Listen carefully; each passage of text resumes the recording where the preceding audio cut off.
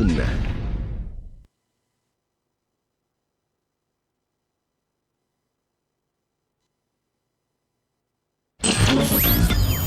Kajian Islam ilmiah di Roja TV dan Radio Roja. Bahwasanya pernikahan itu bukan hanya untuk pajangan, bukan hanya tanpa makna, tapi untuk membangun sebuah rumah tangga yang akan memunculkan sakinah untuk dua belah pihak, untuk laki-laki itu perempuan. Saksikanlah kajian Islam ilmiah di Roja TV dan Radio Roja.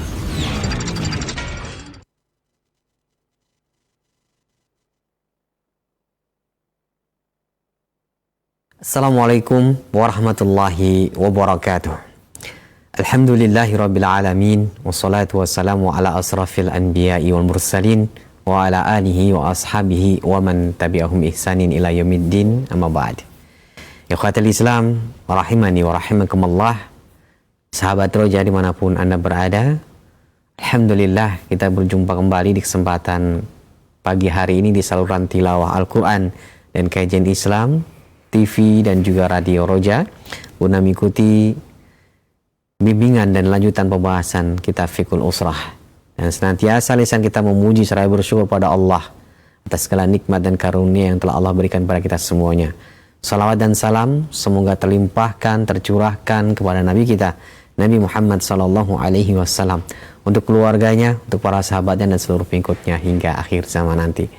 Alhamdulillah, Ustadz telah hadir meluangkan waktunya di tengah-tengah kita, langsung berkunjung di studio Roja untuk menyampaikan pembahasan Fiqhul Usrah ini. Sebelum kita mulai, kita akan sapa terlebih dahulu. Assalamualaikum Ustadz. Ahlan Ustadz. Gimana Ustadz kabarnya Ustadz? Alhamdulillah. Baik Ustadz ya. Masya Allah, alhamdulillah. Pada kesempatan kali ini kita akan masuk dari pembahasan bila hak tidak terpenuhi. Ini maksudnya hak siapa Ustaz? Jadi kita bahas tentang hak suami istri. Oh iya. Itu kan tidak kadang-kadang tidak maksimal. Artinya Banyak kekurangan di mana? Bagaimana menyikapi hal tersebut dalam konsep fikih usrah yang kita akan bahas insyaallah taala. Baik Ustaz. Ikhwatal Islam, insyaallah kurang lebih 1,5 jam kita akan mengikuti program dan bimbingan ini. Dan bagi Anda yang bertanya seputar pembahasan, silakan di 0218236543, dan Anda bisa menghubungi nomor kami secara langsung maupun Anda kirimkan pertanyaan melalui pesan singkat WhatsApp. Langsung saja kita akan simak bimbingan bersama beliau. Kepada Ustaz kami persilakan, falyatafadhal mazkuran Ustaz. Alhamdulillahirabbil alamin, wassalatu wassalamu ala asrafil anbiya'i wal mursalin nabiyina Muhammad wa ala alihi wa sahbihi ajma'in, ma ba'du. Kaum muslimin pemerhati Roja TV di mana berada, alhamdulillah kita bersyukur pada Allah Subhanahu wa taala pada pagi yang berbahagia ini masih diberikan taufik untuk berjumpa dalam sebuah amal soleh, belajar, mengajar, juga menyampaikan nasihat dan memberikan kepada kita semua ilmu yang manfaat dan juga amal soleh insyaallah ta'ala. Dalam rumah tangga kita sampaikan bahwasanya ada di sana hak kewajiban pada pasangan suami istri yang bila ditunaikan dengan maksimal akan menghasilkan sebuah pengaruh yang luar biasa terhadap kebahagiaan rumah tangga. Namun terkadang hal itu tidak ditemukan. Bahkan kadang-kadang tidak ada, dan kadang-kadang hanya sepertiga, kadang-kadang setengah, kadang-kadang 2/3, dan seterusnya. Karena kita sadari bersama manusia itu punya kekurangan, punya kelemahan. Tidak ada manusia yang sempurna, bahkan tidak ada makhluk yang sempurna. Kesempurnaan hanyalah milik Allah Subhanahu wa ta'ala. Maka bila terjadi dalam rumah tangga kita adanya hak yang tidak terwujudkan, adanya kewajiban yang ditunaikan, maka kita harus melihatnya sebagai sebuah ujian dari Allah Subhanahu wa taala agar kita semua mampu mensyukuri nikmat Allah Subhanahu wa taala yang ada pada kita. Seperti bersama bahwasanya yang namanya manusia itu tidak sempurna. Ya, yang laki-laki pun sama, banyak kekurangannya. Terkadang ya, mungkin dalam muasyarah bil ma'rufnya ya, kurang. Karena mungkin punya tabiat karakter yang terbina di zaman dahulu yang bisa menghalangi munculnya muasyarah bil ma'ruf.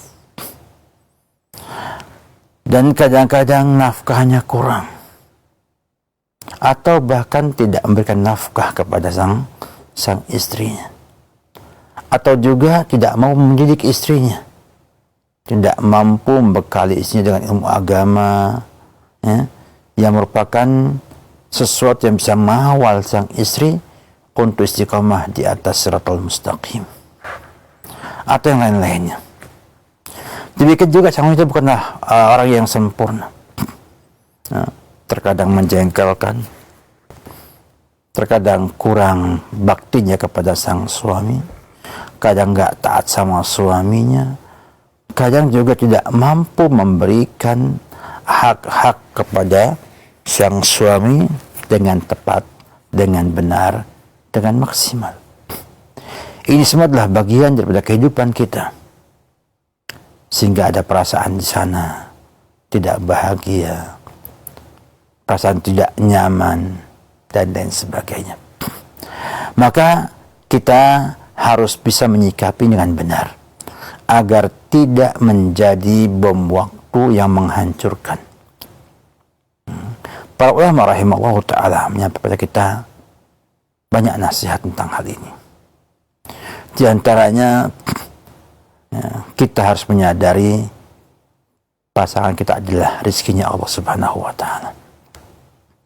Bila kita merasa itu adalah rezekinya Allah Subhanahu wa taala yang wajib disyukuri oleh kita, maka kita mampu nantinya memandang kekurangan itu sebagai bagian daripada ujian kita mensyukuri nikmat Allah Subhanahu wa taala.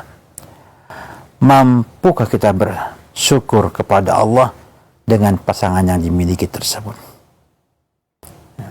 dengan semua kekurangan yang ada?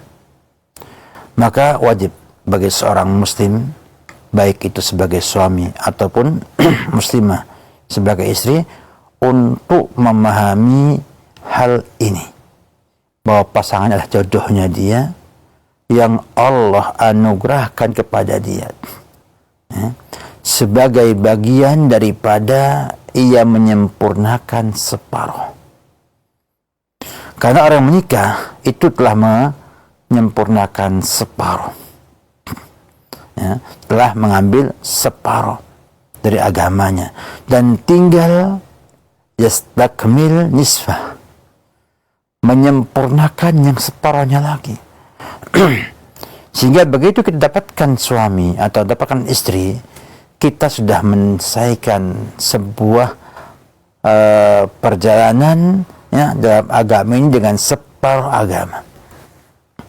Tinggal separuhnya lagi yang harus dibina, yang harus disyukuri, yang harus dilalui dengan iman dan takwa kita kepada Allah Subhanahu wa taala.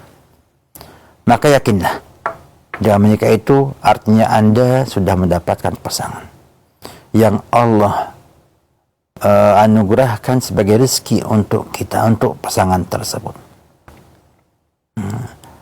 Walaupun mungkin tidak harus melalui proses yang panjang, atau mungkin dijodohkan orang tua, atau yang lainnya.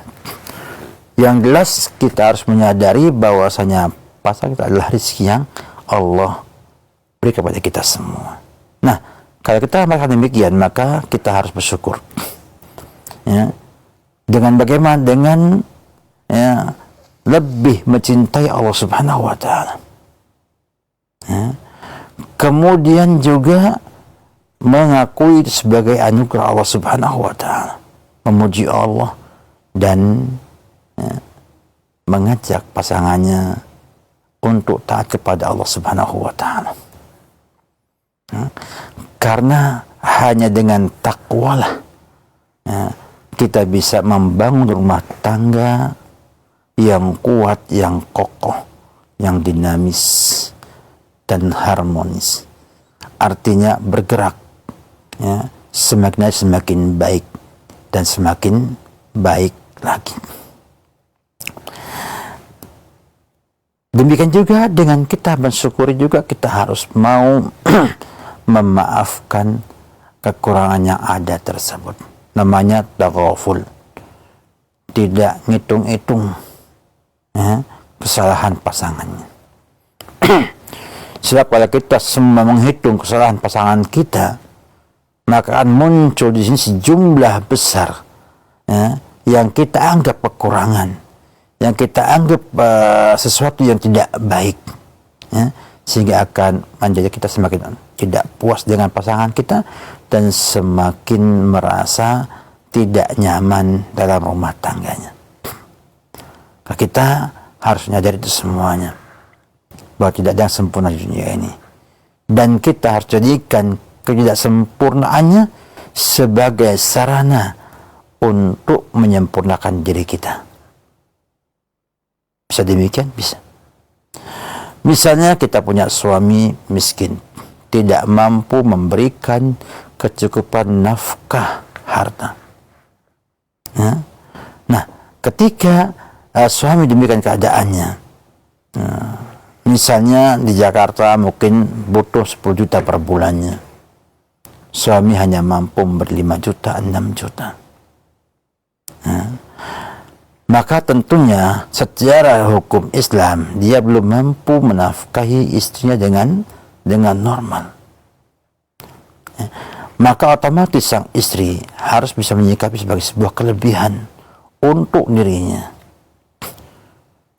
dengan semakin takwa kepada Subhanahu wa taala, mensyukuri suami, sampaikan sama jazakallahu khairan atas nafkah yang ada, sampaikan doa mudah-mudahan Allah buka rezeki banyak lagi sang suami, sehingga sang wanita bisa mensyukuri sedikit harta tersebut dan akan dapatkan tambahan dari Allah. Mungkin ada di sana kemesraan dari sang suami, ada di sana kemudahan rezeki dari pengeluaran yang tidak banyak, sehingga akhirnya angka 5 juta itu bisa mencukupi kebutuhan yang dimilikinya.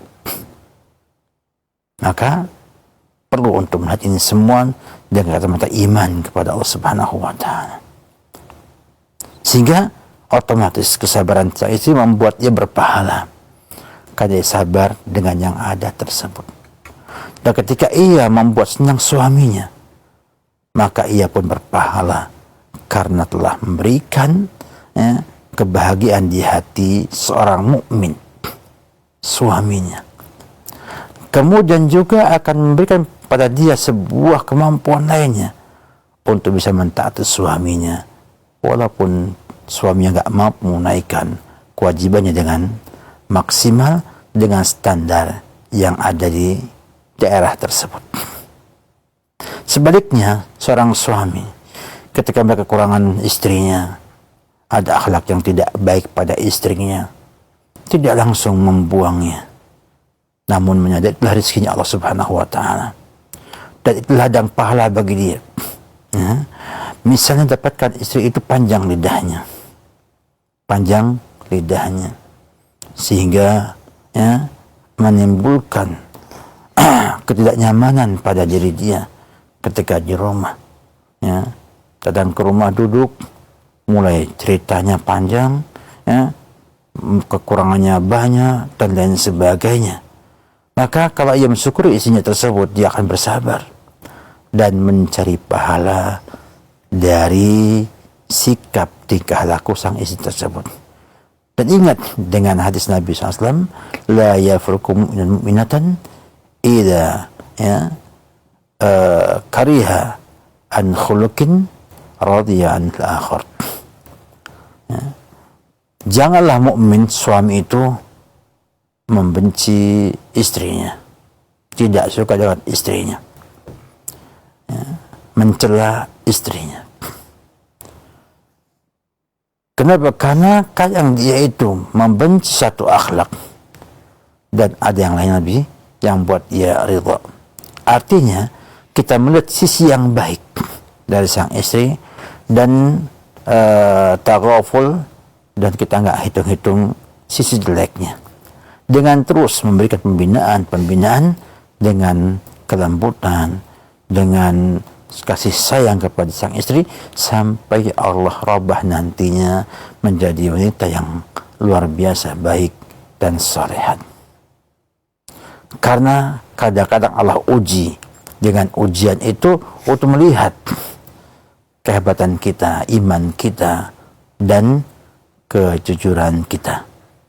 Mampukah kita itu mensyukuri nikmat Allah Subhanahu wa taala atau tidak mampu mensyukurinya? Oleh karena itu dikatakan oleh para ulama mufassirin bahwa Nabi Zakaria itu diuji Allah dengan istrinya dalam dua hal. Yang pertama mandul, ya, tidak mampu melahirkan anak. Yang kedua panjang lisannya, dan Nabi Zakaria bersabar ya, sampai Allah perbaiki istrinya. Wa aslahna lahu zaujah, ya, istrinya Allah perbaiki jadi baik akhlaknya dan bisa melahirkan Yahya, dan sabarnya Zakaria menghadapi istrinya tersebut. Contoh yang cukup nyata bahwa orang itu tetap diuji dengan ujian-ujian dalam hidupnya. Maka saya memandang istrinya ada ujian pada dia untuk membuktikan apakah ia mau mensyukuri istrinya atau tidak mampu mensyukurinya. Dan demikian akan muncul saling pengertian bahwa ini adalah sebuah dinamika kehidupan yang harus dihadapi dengan cara yang terbaik. Demikian juga kalau kita kemudian mendapatkan hal ini, kita bersabar, saling memahami bahwasanya suami punya kekurangan dan punya kelebihan, saya pun sebagai istri punya kekurangan dan kelebihan. Maka manfaatkanlah masing-masing kelebihan yang ada untuk saling melengkapi, untuk saling membina agar menjadi rumah tangga yang serasi, yang harmonis, yang penuh dengan cinta dan kasih sayang. Sehingga dengan demikian kekurangan yang ada itu bisa dimaafkan, ya, dan berusaha untuk mencukupkan kekurangan yang ada dengan sifat qanaahnya, dan juga berusaha memperbaiki dengan pendidikan, dengan nasihat, dengan hubungan yang baik, sehingga tidak ada halangan yang kekurangan yang ada pada satu di antara pasangan suami istri membuat pasangan lainnya tidak memberikan dan menumpahkan cinta kasih sayangnya kepada pasangannya. Sehingga syukur langkah yang paling pertama yang harus dimiliki oleh kita ketika kita memiliki istri. Ya, malam pertama ya mensyukuri, sehingga malam kedua, ketiga dan seterusnya pun butuh sabar dan butuh syukur menghadapi semua permasalahan yang ada. Oleh karena itu, ya, jangan sampai kita melalaikan pendidikan istri kita, ya, karena apa? Karena kekurangan yang dimilikinya. Jangan sampai sang istri, ya, melalaikan kewajibannya hanya karena melihat ingin sempurna ditunaikan hak-haknya oleh sang suami. Karena yang sempurna hanya milik Allah Subhanahu wa taala, dan manusia itu penuh dengan kekurangan. Ya, demikian pada pagi ini satu di antara tips kita untuk mampu menyikapi kekurangan hak yang ada pada pasangan kita. Semoga bermanfaat untuk menjadi bagian daripada cara kita memperbaiki rumah tangga kita. Wabillahi taufik.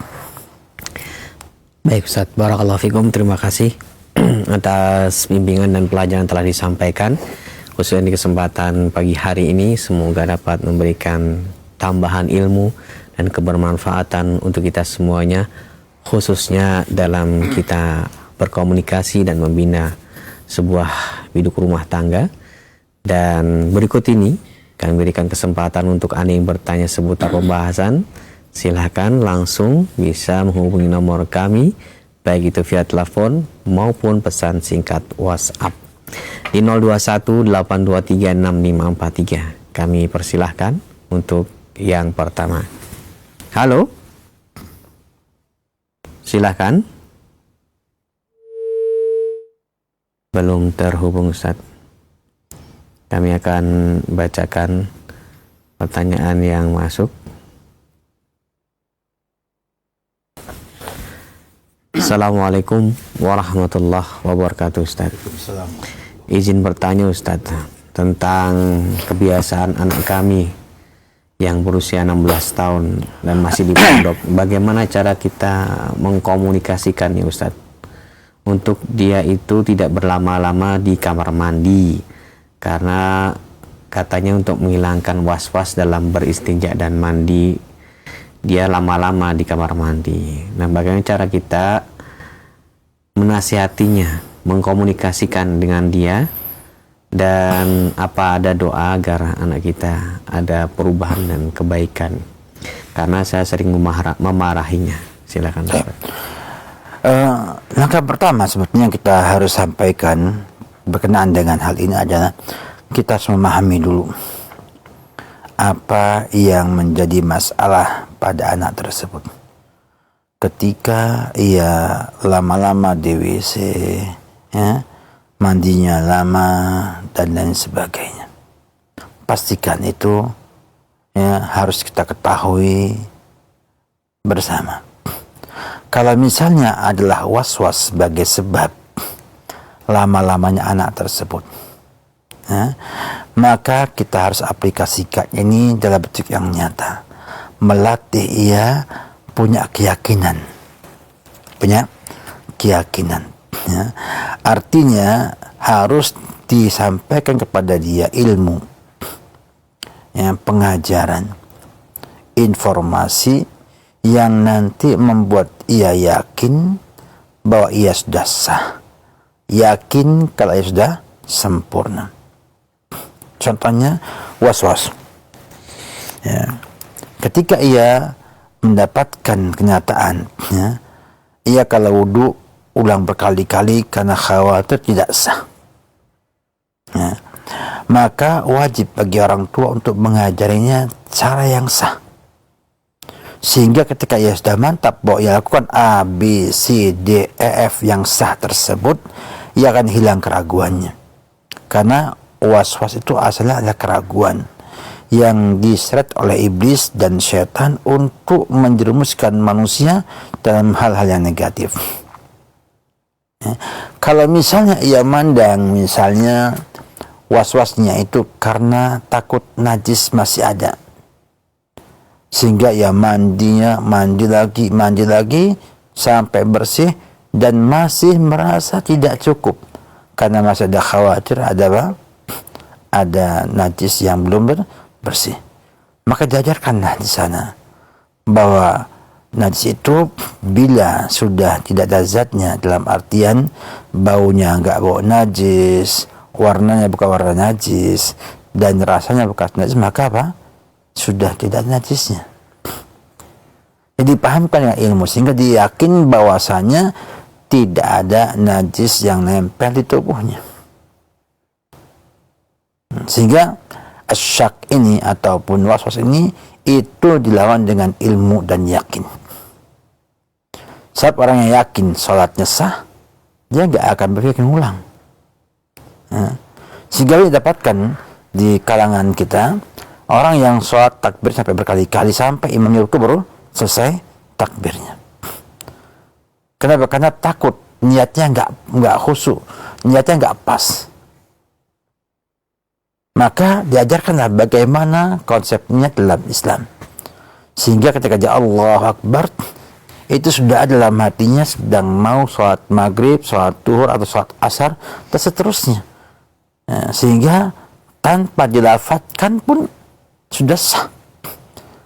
Sehingga kesalahan dalam melafadzkan niat itu tidak mempengaruhi niat tersebut. Sampai apa? Ia mampu menyadari itu hanya waswas dari syaitan. Ya. Maka langkah pertama adalah memahamkan sang anak dengan konsep yang benar dalam Islam. Kemudian mengajak ia untuk mengaplikasikannya, sehingga muncul keyakinan bahwa apa yang ia kerjakan itu sudah sah, sudah sempurna. Kemudian mencoba untuk merefleksikannya, sehingga ia merasakan ketenangan dari apa yang ia perbuat tersebut. Maka insya Allah semuanya anak bisa memahami bahwa tidak baik lama-lama di kamar mandi atau WC tersebut. Walaupun bersihnya minta ampun, tetap yang namanya WC adalah WC walaupun bersih, sebersih-bersihnya. Oleh karena itu, was-was itu hanya bisa dilawan dengan ilmu. Maka pada ibu, jangan dimarahi, jangan dimarahi, tapi diajak bicara. Kenapa nak? Kok bisa lama-lama di kamar mandi? Bukankah kamar mandi itu bukan tempat yang baik? Artinya ada di sana bau kotoran, atau sisa-sisanya, juga bukan tempat yang baik, karena itu tempat pembuangan dan lain sebagainya. Maka cari sebabnya. Setelah ketemu sebabnya, kalau was-was, maka ajari ilmu yang benar, ajak mengaplikasinya, dan bisa merefleksikan apa yang telah ia kerjakan dalam diri dia. Kalau kan yang lainnya, karena mungkin bawa HP, sehingga lama-lama di WC karena nonton konten HP, maka ditangani, dibuatlah larangan membawa HP ke kamar mandi. Kenapa? Karena kadang-kadang lama bukan karena was-was, atau yang lainnya bisa kita analisa, dan kemudian kita bisa memberikan cara yang terbaik untuk menghilangkan hal tersebut. Wabillahi taufik.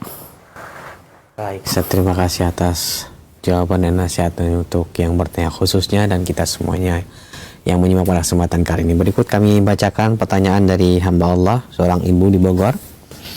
Izin bertanya Ustadz, kurang lebih belasan tahun yang lalu saat saya baru menikah dengan suami yang bertepatan dengan sepekan sebelum Ramadan. Qadarullah, karena memang belum tidak tahuan kami, puasa kami batal 2 hari di siang hari waktu bulan Ramadan karena berhubungan suami istri. Saat ini alhamdulillah saya sudah mengaji, sementara suami belum. Karena berkeinginan membayar kafarat puasa 2 hari tersebut yang batal, dengan pilihan kafaratnya memberi makan 30 orang fakir miskin, karena opsi kafarat ini yang insya Allah saya mampu. Pertanyaannya, membayar kafarat memberi makan fakir miskin 30 orang tersebut, apakah masing-masing kewajibannya pada anak atau suami juga? Yang berarti 2 kali menjadi 60 orang. Apakah 60 orang dikali 2 hari puasa yang kami batalkan jadi 120 orang? Kemudian apakah boleh kafaratnya itu diberikan kepada orang atau teman ngaji yang susah kehidupannya dengan bentuk uang makan untuk 120 orang? Misalnya 120 orang kali 25.000 jadi 3 juta rupiah. Terima kasih Ustaz. Insya Allah. Demikian indahnya hidayah Allah Subhanahu wa Ta'ala. Mahal hidayah itu kadang. Kenapa? Karena dengan tidak tahu itu orang akan salah. Karena nggak ada ilmu, orang tersesat. Ya. Dengan tanpa ilmu, orang akan banyak masalah. Maka sebenarnya kita mengaji itu adalah investasi sebetulnya. Ya. Cuman kita nggak sadari sebagai investasi kita. Artinya, dengan kita belajar agama itu, kita sudah menginvestasikan sesuatu untuk mengawal kehidupan kita di hari yang akan datang. Sehingga tidak membuat susah kayak ibu ini, susah banget. 11 tahun yang lalu kemudian baru sadar kalau itu dilarang, ada kafarah di saat-saat ini. Nah, maka sebenarnya hukum fikih dikatakan bahwa itu dimaafkan, tidak kena kafarat, ya, karena peranakan dilakukan dengan tidak tahu dan itu sudah berlalu 11 tahun lamanya. Kalau misalnya ya, didapatkan itu sebagai sebuah hukum ya, yang memang itu adalah hukumannya, maka kafarat itu ada 3 ya. Ada membebaskan budak ya, sebagai hadisnya sahabat Nabi yang hubungan di siang Ramadan adalah bebaskan budak, dan ini nggak bisa. Yang kedua adalah berpuasa. Yang ketiga baru beri makan orang miskin. Nah, pilihan ini adalah pilihan yang tertib. Artinya apa? Urutan. Kalau mampu berpuasa, maka berpuasa dulu. Ya. Dan kita yakin kalau usia kita itu 20 tahun menikah, 11 tahun itu baru sekitar 31 ya. Anggaplah 31 tahun masih kuat untuk berpuasa. Karena sahabat dulu ketika dia minta Alamah dimintakan untuk budak, dia gak punya budak. Disuruh puasa, katanya dia gak kuat puasa. Karena sekarang aja Ramadan saja sampai berbuat apa? Berbuat hal itu di Ramadan. Karena gak kuatnya dia. Maka barulah disuruh membayar memberi makan orang yang miskin. Dia mengatakan, saya ini orang yang paling miskin di Madinah. Ya. Sudah paling miskin langgar lagi. Ya. Maka Nabi akhirnya apa? Malah memberi sedekah kepada dia.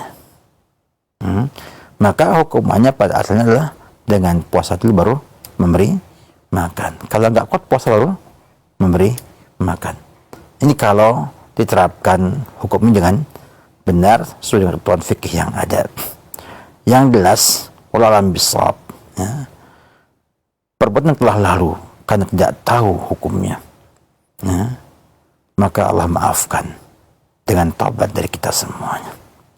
Maka dari kita bertobat, Allah Subhanahu wa Ta'ala sampaikan sama suami juga bahwa aku pernah salah seperti ini dan jangan ulangi lagi, ya. Dan juga memahamkan anak-anak kita, ya, bahwa mereka tidak boleh demikian karena ini adalah melanggar syariat Islam. Sebagai wujud kita memang bertobat kepada Allah Subhanahu wa Ta'ala ini, ya. Oleh karena itu, wallahu a'lam bishawab, ya, sebetulnya tidak wajib bagi ibu untuk membayar kafarah tersebut. Wallahu a'lam bishawab. Baik, Ustaz, terima kasih atas jawaban dan nasihatnya. Kembali kami berikan kesempatan, silahkan di 0218236543 untuk Anda ingin bertanya secara langsung, baik pesan singkat WhatsApp maupun via telepon. Silahkan. Halo. Kami tunggu pertanyaan Anda. Halo. Assalamualaikum. Waalaikumsalam warahmatullahi wabarakatuh. Dengan siapa Ibu? Di mana, mohon maaf? Sama Bu Mulyana dari Jambi, Ustaz. Iya. Gini Ustaz, tadi kan saya mendengar ini Ustaz yang kafarat puasa itu Ustaz, yang mereka berhubungan di siang hari di bulan Ramadan.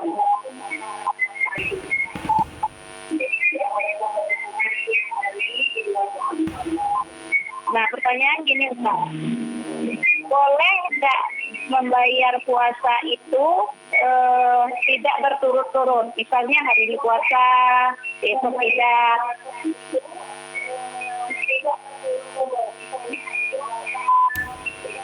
Iya, Ibu, sudah? Ya. Cukup? Iya, Ustaz. Ya, Cukup. makasih Ibu atas pertanyaannya. Silakan Ustaz. Untuk membayar puasa tersebut ya, dalam kafarah orang yang berbulan sampai di siang Ramadan itu tidak ada keterangan mutatabi'in, tidak sama kayak di kafaratnya zihar yang harus 2 bulan berturut-turut.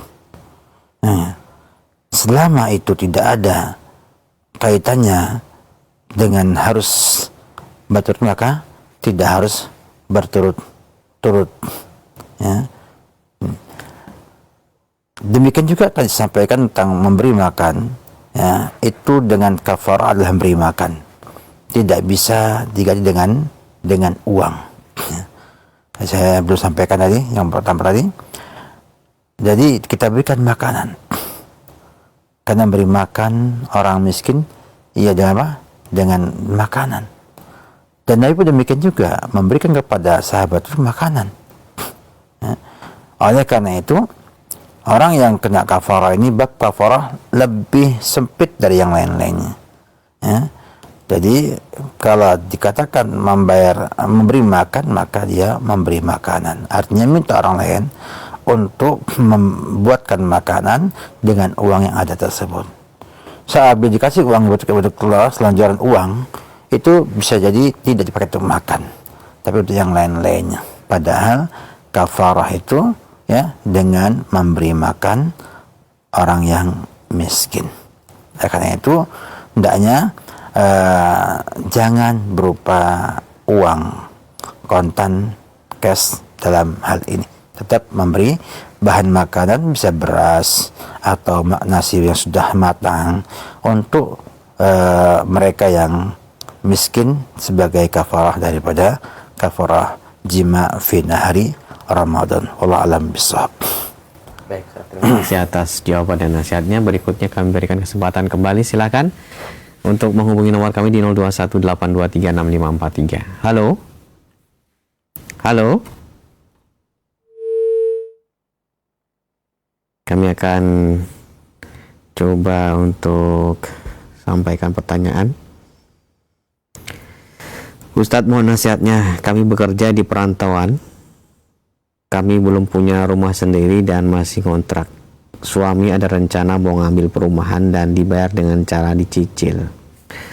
Sudah masukkan DP 30% ke developer atau sebagai ke developer, dan aku sebagai istri ragu mau melanjutkan rencana ambil perumahan. Bagaimana mengkomunikasikannya dengan suami? Apakah itu dibolehkan dalam agama tentang rencana kami ini? Apa mending kita ngontrak dulu saja sampai ada rezekinya? Mohon nasihatnya Ustaz. Apakah yang termasuk riba atau tidak? Mengambil perumahan dengan cicil, ya, itu memang tidak bisa dihukumi dengan satu hukum tertentu. Tergantung transaksi dari perumahan tersebut. Bila jaisisnya maka dibolehkan, atau dia itu murabahah juga dibolehkan, ya. Karena skema perumahan tersebut tergantung kepada siapa yang membangun dan bagaimana transaksi yang ada.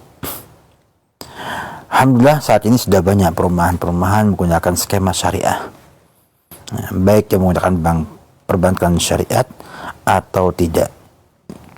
Maka bila sang suami ya, membeli perumahan dengan cicil dengan skema yang tidak melanggar syariat, maka tidak masalah, ya, karena memang itu kebutuhan. Jadi jangan sampai kita dengan hal-hal yang kita belum jelas, ya, kemudian kita kehilangan kesempatan memiliki sebuah tempat yang emang itu penting sekali, termasuk kebutuhan primer. ya, bagi seorang adalah punya rumah. Ya. Karena bagaimana kalau kita ngontrak itu tetap ada masyakoh. Ya.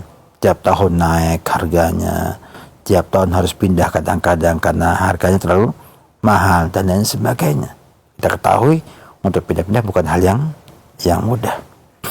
Maka saya anjurkan tetap, kalau memang demikian, tetap beli rumah, ya, tapi dengan skema syariah, skema yang tidak melanggar syariat pembeliannya. Dan banyak zaman ini hal tersebut. Tapi jangan sampai terkecoh juga dengan kita beli perumahan belum ada set plan-nya. Ya, jangan beli perumahan hanya dengan master plan, artinya baru perencanaan. Tapi sudah set plan yang sudah ada di sana, persetujuan pemerintah bahwa itu akan dibangun perumahan di sana.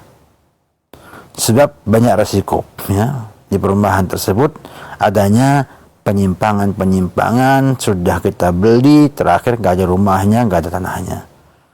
Ternyata tanahnya bukan milik dia, ya, atau ya belum ada apa-apanya, sehingga akhirnya kecewa. Karena itu kita katakan bahwa kita lihat skemanya dan usahakan, ya, itu tanahnya sudah di set plan, sudah pasti ada izin pemerintah dibangun di sana untuk perumahan dengan gambar tanah yang jelas, tidak berubah lagi, ya, bukan kira-kira, untuk menghindari adanya pelanggaran syariat dalam hal ini. Jadi dia tanyakan sama suami, ya enggak, kalau suami enggak tahu tanyakan ustadz di sekitarnya, kira-kira muamalah yang kami miliki apakah sesuai dengan syariah atau melanggar syariah. Ya, karena terus terang saja bahwa berkembangnya sekarang ini developer yang muslim yang mengembangkan konsep syariat dalam perumahan adalah solusi yang bagus untuk masyarakat, ya, membeli rumah. Hanya butuh ketelitian dan butuh jaminan bahwasanya itu sudah satplan, sudah jelas, ya, mendapatkan persetujuan pemerintah untuk dibuat perumahan di situ.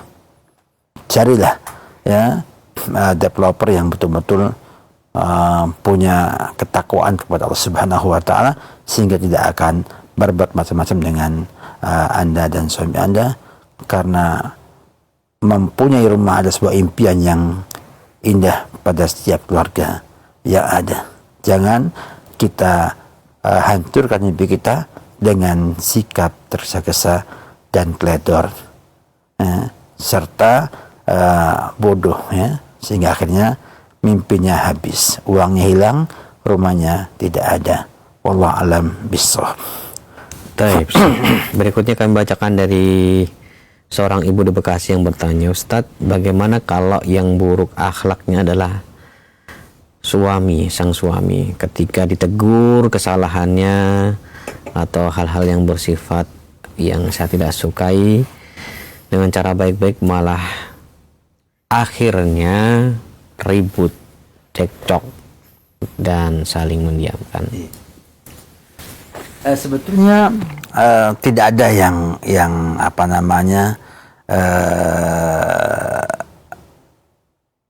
masalah apabila kita saling mengerti. Artinya sang istri yang mengetahui kondisi suaminya, tahu dia senangnya apa yang buat ia marah, apa saja yang membuat ia itu nggak mau dengar dari istrinya, diperhatikan, maka saya yakin ada cara untuk menegurnya yang lebih baik. Dan baik nggak baiknya itu bukan versi ibu, tapi versi syariah, di mana tidak mesti kita itu bicara dengan langsung untuk poin, Pak, Bapak ini kenapa sih? Itu buruk, itu zalim, itu adalah yang terbaik. Mungkin bicaranya adalah di kamar berdua, sedang mau tidur, ngomong-ngomong, ajak suami itu bicara dengan pertanyaan atau dengan cara yang lainnya sesuai dengan kenyamanan sang laki-laki untuk bisa ditegur.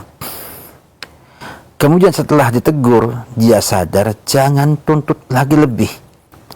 Ya, sadar dulu. Nanti ngomong lagi untuk bertambah ke depan lebih banyak lagi sampai ia akhirnya merasa harus merubah sikap yang dimilikinya. Karena ada bahasa laki-laki ingin dihormati. Apabila sang istri menegur sang suami itu sudah dalam tahapan dirasakan oleh suami itu mencoreng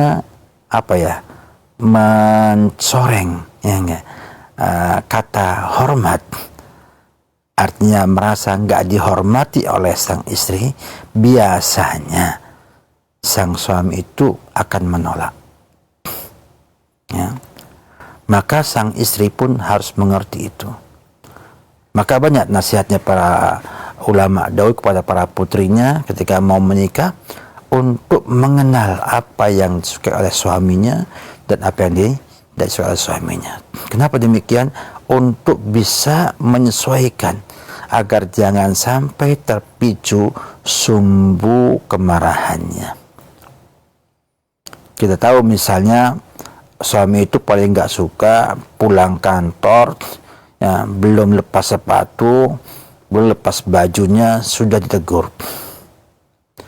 Maka menegur, walaupun baik-baik, di saat itu nggak baik.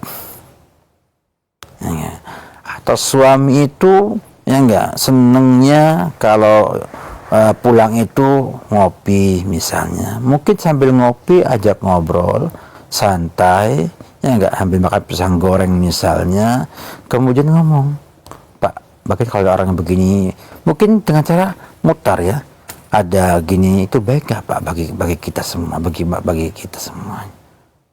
Oh nggak baik, mulai masuk lagi. Ya. Ya, sampai suami menyadari bahwa ia yang dituju oleh sang istri tersebut. Ya.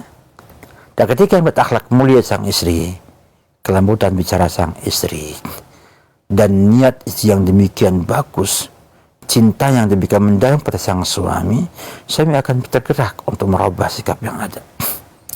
Dan kadang butuh waktu. Ya, butuh waktu. Kita semua demikian. Tidak ada manusia yang sempurna. Saya pun demikian juga, enggak sempurna. Terkadang istri kita, nasihati kita itu, kita marah. Ya. Kedua kali nasihat dalam kondisi yang lainnya, kita terima. Kok bisa? Ini nerima, ya terima. Padahal sama kalimatnya, sama nasihatnya.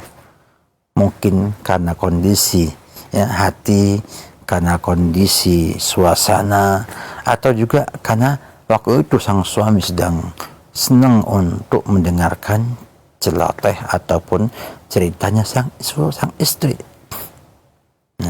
Nah, kita jangan berusaha minta mereka sempurna dulu. Kenapa? Karena yang masalah adalah sang suami. Ya.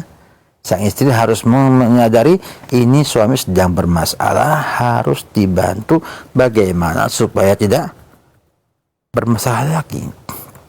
Maka ketika Nabi kita Muhammad SAW punya masalah, ya, ketika dapat wahyu, pulang ke rumahnya dalam kondisi ketakutan dan minta pada Khadijah, zamiluni. Maka Khadijah tidak ribut, dia ambil selimut Nabi kita Muhammad SAW. Ditampakkan kasih sayangnya kepada Nabi kita Muhammad SAW, tampakkan cintanya dan mengatakan dengan bahasa yang indah, wallahi la yukhzika Allah abada. Demi Allah, Allah tidak akan menghinakan engkau wahai suamiku. Artinya terhibur Nabi dalam kondisi takutnya, ya, kemudian diselimuti, dikasih hiburan dengan apa? Dengan ucapan yang demikian, bahwa engkau tidak mungkin dihinakan Allah.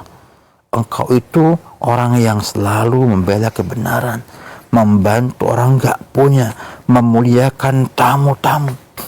Disampaikan sifat-sifat mulia sang suami tersebut untuk meyakinkan bahwa Allah tidak akan menghinakan beliau. Begitu sudah kendor, beliau bawalah Nabi kita ini kepada Waraqah bin Naufal. Itu semua adalah kebijakan dari Khadijah yang mengerti tentang suaminya dan menyampaikan nasihat dalam waktu yang tepat.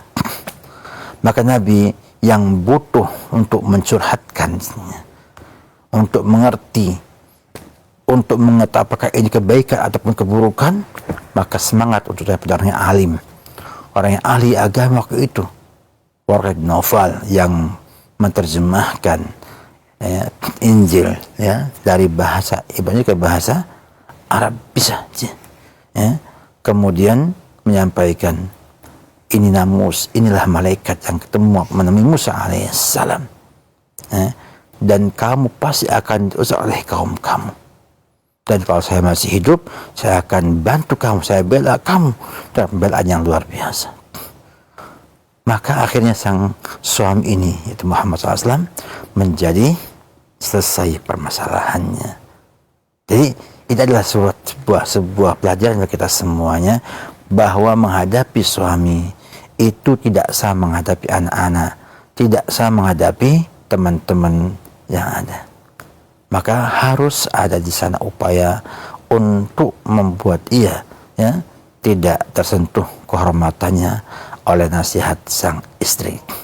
Saya nggak bela laki-laki, namun saya ingin ada di sana pemahaman bahwa kalau ingin didengarkan nasihatnya oleh sang suami, butuh melihat kembali keadaan suami, kapan ia siap menerima omongan, bahkan mungkin siap menerima kemarahan sang istri.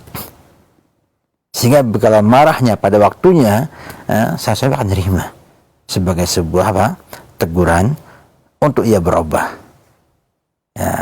Oleh karena itu perlu semuanya belajar kembali, mengenal kembali, agar kemudian bisa tepat dalam menasihati sang suami tersebut. Insya Allah Allah akan berikan kemudahan bagi mereka yang mau sungguh-sungguh membela agamanya. Wallahu a'lam bissawab. Nah Ustaz, berikut ini kami bacakan kembali dari hamba Allah di Cilengsi. Afan, Ustaz ingin bertanya. Ceritanya seperti ini. Saya mempunyai saudara kandung yang suka berbohong dan mempunyai banyak utang. Hidupnya susah karena hutangnya tersebut dan selalu mengancam orang tua untuk pergi dari rumah bersama suami dan anak-anaknya jika orang tua saya tidak memberikan pertolongan atau bantuan, khususnya dalam ekonomi. Yang saya tanyakan, berdosakah saya tidak membantu saudara saya karena sifatnya itu loh. Jika dibantu untuk membayar utang, uangnya malah digunakan untuk keperluan yang lain, tidak sesuai dengan ucapan untuk membayar utang. Kita yang mengetahui jadi kesel. Berdosakah saya jika menjauhinya? Apakah ini yang disebut mutus tali persaudaraan?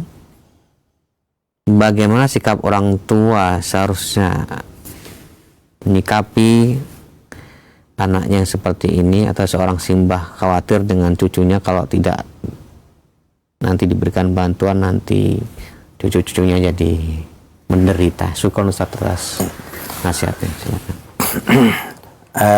Hukum ala syai' far'un an tasawwurihi.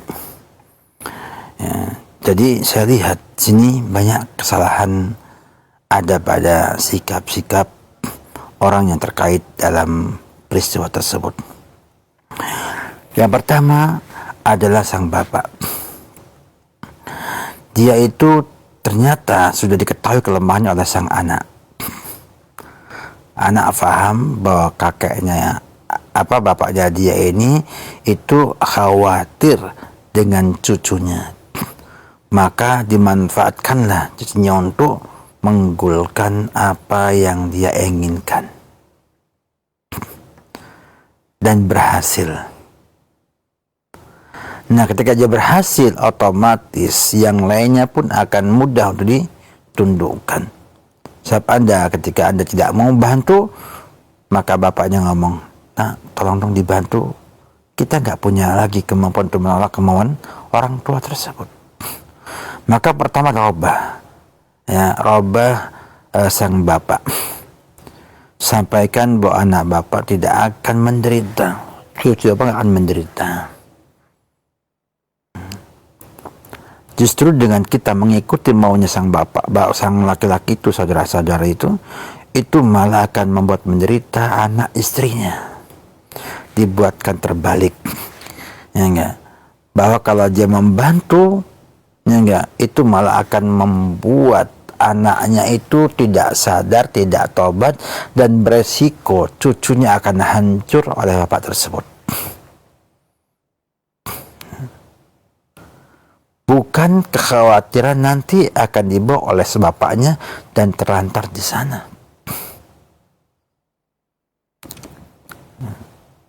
Maka sampaikan dia, kalau memang tidak juga masuk, sampaikan, Pak, pokoknya Bapak keras tidak membantu itu akan menguntungkan anak-anak tersebut. Kalau ada masalah, nanti turun tangan menyelamatkan anaknya. Bukan bapaknya, anaknya, cucunya yang diselamatkan oleh kerabat yang ada. Karena orang seperti ini itu butuh efek jerah. Kalau yang nggak jerah, maka ia akan berusaha menjadikan hutang sebagai sarana untuk menguras harta bapaknya, harta keluarganya. Maka harus ada efek jerah yang membuat dia akhirnya menyadari kesalahannya tersebut. Dan khawatirnya ada kenikmatan kepada dia yang ia rasakan ketika berhutang. Ini bahaya sekali. Ada orang yang subhanallah hobi ngutang dan merasa ada kebahagiaan dengan dia berhutang. Ini berbahaya sekali. Sehingga kalau nggak hutang, kayaknya nggak enak. Sampai nggak butuh pun berusaha butuh agar bisa berhutang. Maka bapak harus dipahamkan bahwa sekali-kali tolak. Biar dibawa anaknya nggak masalah. Bawa ini juga masalah, suruh pergi semua. Kalau nggak mau merubah sikap, merubah cara hidup, maka silakan, nggak dibantu. Kalau ia bertobat, bantu. Dan dikatakan bahwa jangan mengulangi lagi. Kalau mengulang, kami mau bantu lagi. Karena ada sebuah kekhawatiran bahwa ia itu senang berhutang karena yakin akan dibayar oleh bapaknya, oleh sang kakek. Maka bila Anda nggak membantu, maka usahakan semuanya nggak bantu. Kalau Anda nggak bantu, yang bantu sama aja. Orang seperti ini harus ada satu komando agar ia putus asa untuk berhutang kembali, karena tahu bahwa tidak ada yang mau membayar hutang-hutangnya tersebut. Kalau masalah memutuskan hubungan, tidak masuk ke hubungan dengan gak bantu seperti itu. Tapi tetap tegur dia, sapa dia, telepon dia, walaupun gak dibantu, harta sama sekali. Karena menyambung kerabat tidak harus dengan memberikan pertolongan pada dia yang terus seperti itu. Bisa jadi dengan sikap kita yang keras kepada dia, itu ada sebab ia akhirnya mikir bahwa hutangnya itu akan ia bayar sendiri, bukan orang yang membayarkannya. Jadi kita buat lagi kebalik kepada sang bapak dan juga kepada anak saudara tersebut. Biar dia merasakan bahwasanya tidak semudah yang dia bayangkan. Dikira dia kalau sudah hutang ada yang bayari, maka dibayari, dipakai dulu sama dia. Kalau dipaksa bayar, dibayar dulu, nanti utang lagi yang kedua kali. Dan kadang membeli hal-hal yang bukan primer. Karena saya yakin kalau ia tinggal bersama mbahnya, bersama kakeknya, maka makan minum mesti gratis bisa. Bisa gratis. Sehingga kalau mampu untuk makan gratis di rumahnya, kan gak butuh uang banyak, kenapa bisa berhutang? Pahamkan semua sehingga dia akhirnya tidak berani berhutang karena tahu nanti akan bayar sendiri hutang-hutang tersebut. Kemudian juga tidak juga termasuk memutus kekerabatan, karena kita kan mutus, kita masih menghubungi dia kalau sakit dikunjungi, ya enggak, cuman tidak mau membantu ia membayar hutang-hutangnya yang ia buat sendiri, dan dia nggak mau tahu, ya kenapa, punya senjata ya untuk memaksa sang kakek atau sang bapak ya untuk membayar hutang-hutangnya, atau memaksa kerabat yang ada untuk membayar hutangnya. Dan bahkan kalau kadang-kadang kita perlu, kadang-kadang ya, membuat ia kapok berhutang. Ya. Tapi memang subhanallah, orang berhutang sangat berbahaya bagi dia juga. Ya. Sama dengan itu semuanya, kalau kemudian ia bisa dengan sadar harus dengan polisi, maka mungkin bisa ngomong sama polisi ya untuk kemudian membuatnya kapok berhutang, dibina untuk bisa takut dengan hutang. Artinya apapun caranya, dia harus sadar bahwa hutang itu tidak baik untuknya, dan ia harus mampu untuk hidup dengan kemampuan yang dimilikinya. Bantuan pun sifatnya hanya kemampuan hidup, kayak beras, kayak minyak, yang nanti akan digunakan untuk memberdayakan keluarganya. Nah, jadi tidak dalam memutus kekerabatan dalam hal ini. Maka saya sendiri condong dari apa yang saya sampaikan, lebih baik diberi pelajaran shock terapi yang membuat dia kapok untuk berhutang lagi. Wallahu a'lam bishawab. Ustaz, terima kasih atas jawaban dan nasihatnya. Berikut kami akan bacakan pertanyaan melalui pesan singkat dari Ismail di Jakarta. Ustadz, bagaimana kita berkomunikasi dengan istri, dan hukumnya istri yang meminta cerai karena alasan kesalahan masa lalu suaminya dan faktor ekonomi yang sedang kita hadapi, dan apa yang harus dilakukan oleh seorang suami terhadap tuntutan istri tersebut? Suami sudah meminta maaf, bertobat dan memperbaiki diri, tapi istri sulit untuk melupakannya, ditambah faktor ekonomi yang saat ini sedang kita hadapi cukup sulit dan tidak diterima oleh istri. Sudah 6 bulan lebih pisah ranjang, dan sudah 2 kali ditanyakan, istri tetap minta cerai. Mohon nasihatnya Ustaz. Tidak ada asap tanpa ada api. Artinya itu hanya akibat ya, yang muncul akibat kesalahan yang ada. Terlepas daripada masalah yang ada itu, maka tentunya sang istri pergi dengan sebuah kecewaan yang banyak. Ya, saya nggak paham kenapa sampai demikian kecewanya, sehingga akhirnya pisah ranjang, dan seakan nggak butuh dengan sang suami, minta cerai. Ya. Permasalahan nafkah, saya kira bukanlah jadi hal yang inti.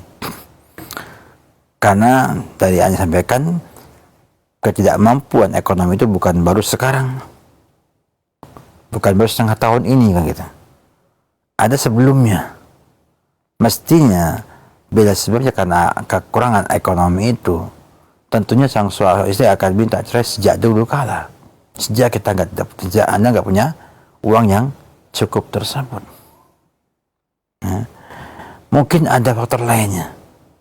Nah, maka Anda harus mampu untuk menganalisa apa kira-kira faktor yang paling inti yang membuat sang istri itu tidak mau memaafkan lagi. Nah, bila Anda dapatkan semuanya, Anda bisa perbaiki dari situ.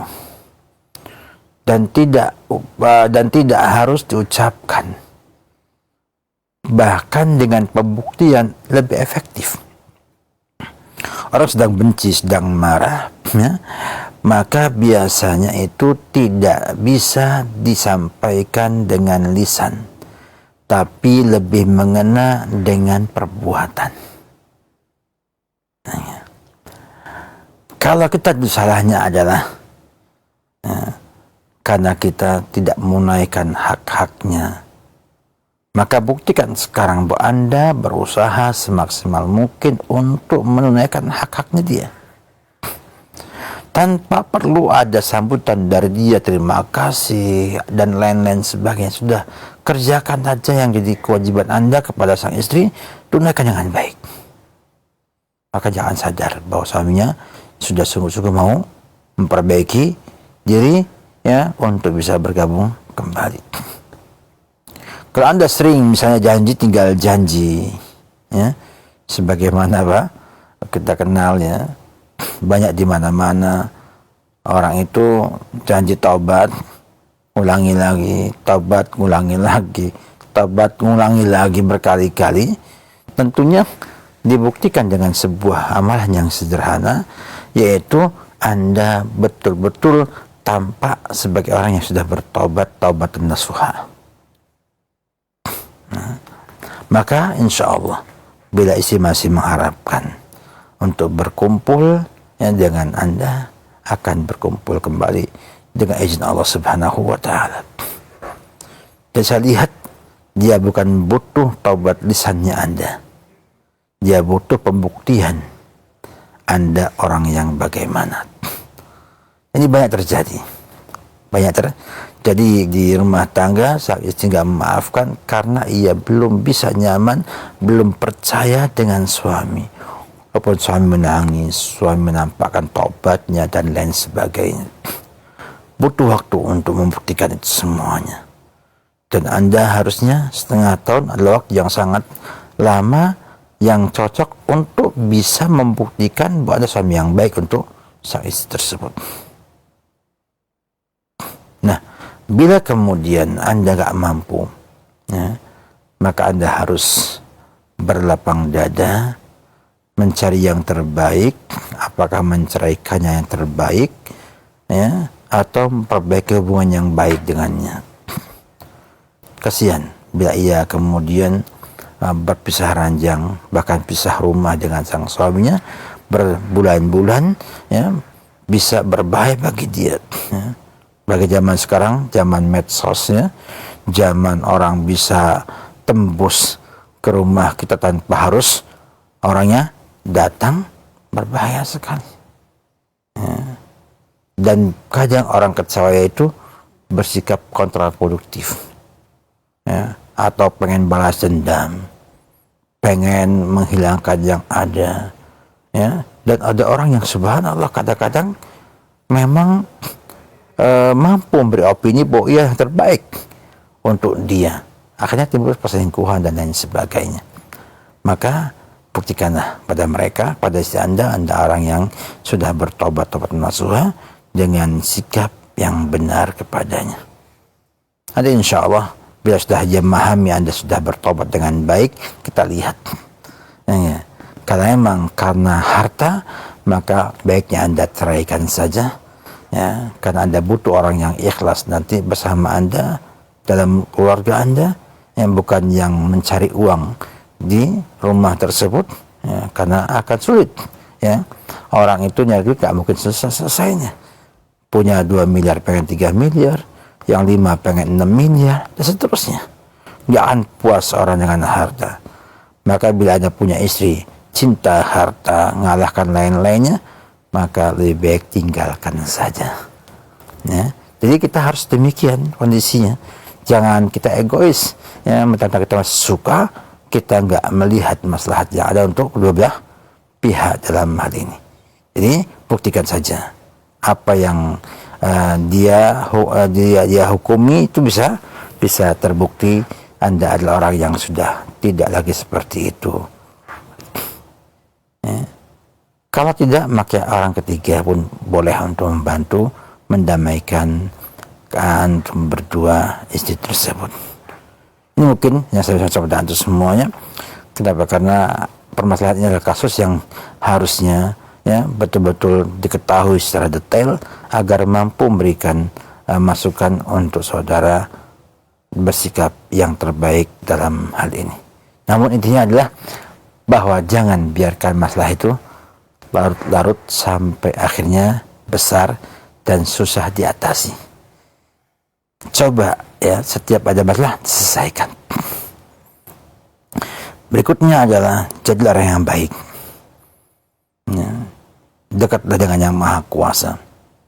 Karena yang mampu menyelesaikan masalah adalah Allah Subhanahu wa taala. Yang susah jadi mudah. Allahumma la sahla illa ma ja'altahu sahla wa anta taj'alus sa'ba sahlan. Menunjukkan bahwa Allah Subhanahu wa taala yang mampu memperbaiki keadaan yang ada.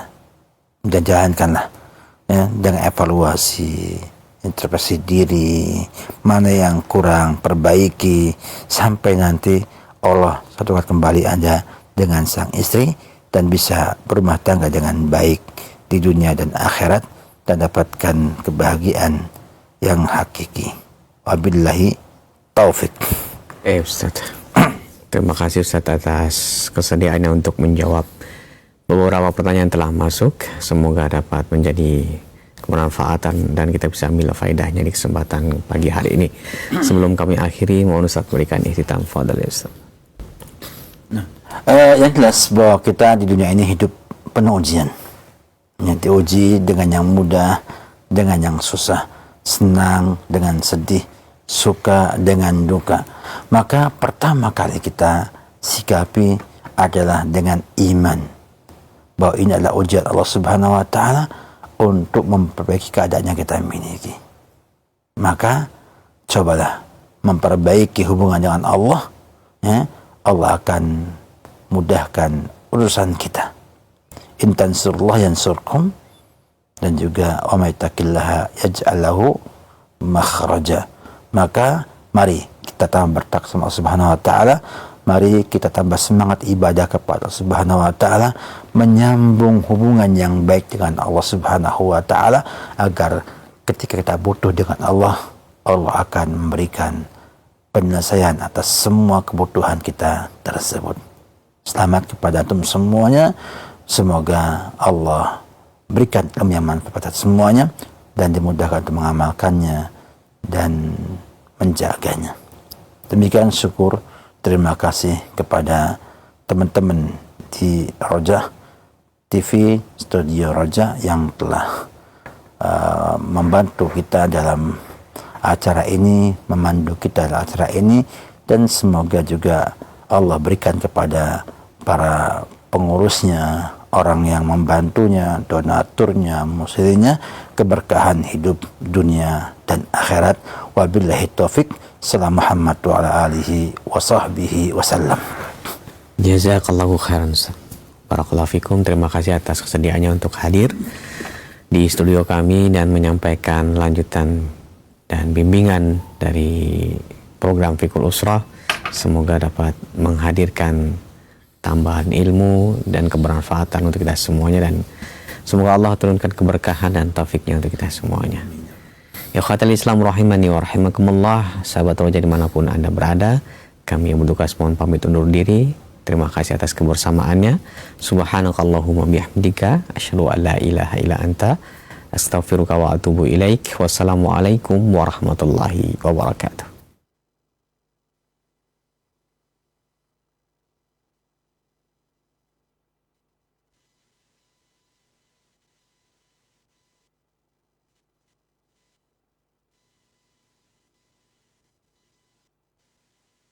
Simak Radio Roja Bogor 100.1 FM, Radio Roja Majalengka 93.1 FM, Radio Roja Palu